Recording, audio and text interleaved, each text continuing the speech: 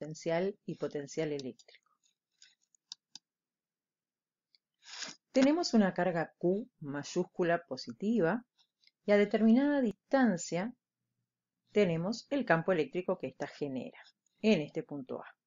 En ese punto A colocamos una carga Q minúscula, también positiva, y debido a la acción de este campo eléctrico, actuará sobre ella una fuerza de origen eléctrico. Esta carga Q minúscula se desplazará entre A y B. Cuando actúa una fuerza sobre un cuerpo y éste se desplaza de tal manera que la fuerza y el desplazamiento no son perpendiculares, dicha fuerza realiza un trabajo. Definimos entonces diferencia de potenciales entre los puntos A y B como el opuesto del trabajo que realiza la fuerza eléctrica cuando la carga Q se mueve entre A y B, dividido el valor de dicha carga. La unidad de la diferencia de potencial sería Joule por Coulomb, que se denomina volt. La diferencia de potencial es una magnitud escalar, porque surge de dividir dos magnitudes que son escalares también. Entonces, en esta ecuación, el signo de la carga Q influye. Vamos a hacer un pequeño análisis. Este era nuestro ejemplo. La fuerza eléctrica con el desplazamiento forma un ángulo menor de 90. En este caso particular es 0 grados. Y el trabajo que realiza la fuerza, si el ángulo alfa es menor de 90 grados, es positivo. Entonces, si fuéramos a calcular la diferencia de potenciales entre este punto A y este punto B, tendríamos el opuesto de un valor positivo dividido otro valor que también es positivo.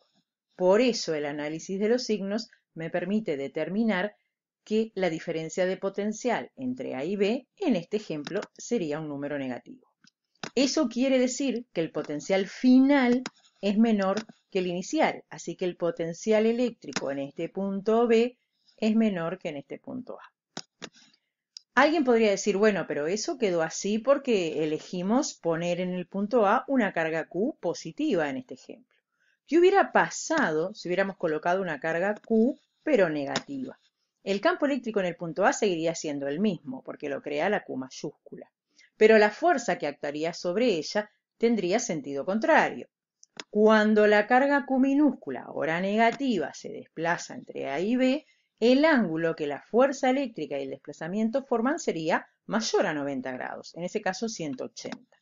Entonces tendríamos el opuesto de un trabajo que sería negativo, así que tendríamos el opuesto de un número negativo, dividido un valor que ahora es negativo. Por lo tanto, la diferencia de potenciales entre A y B, cualesquiera sean la carga Q minúscula, ya sea positiva o negativa, me va a dar en este ejemplo siempre negativo. Por lo tanto, insisto con que el potencial en B es menor que el potencial en A.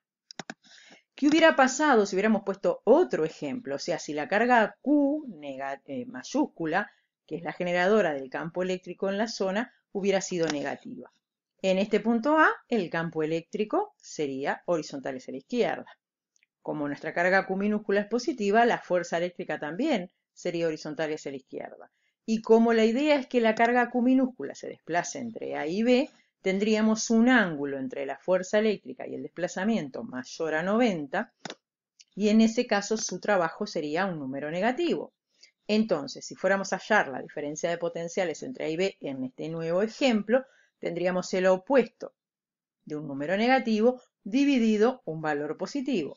Por lo tanto, nos da un resultado donde tenemos un valor positivo. Así que la diferencia de potencial entre este punto A y este punto B sería un número positivo. Ese quiere decir que el potencial eléctrico en el punto final, que es B, es mayor que en A. Entonces, miremos un poquito estos dos ejemplos. En este caso, el campo eléctrico va desde A hasta B, y B tiene menos potencial que A.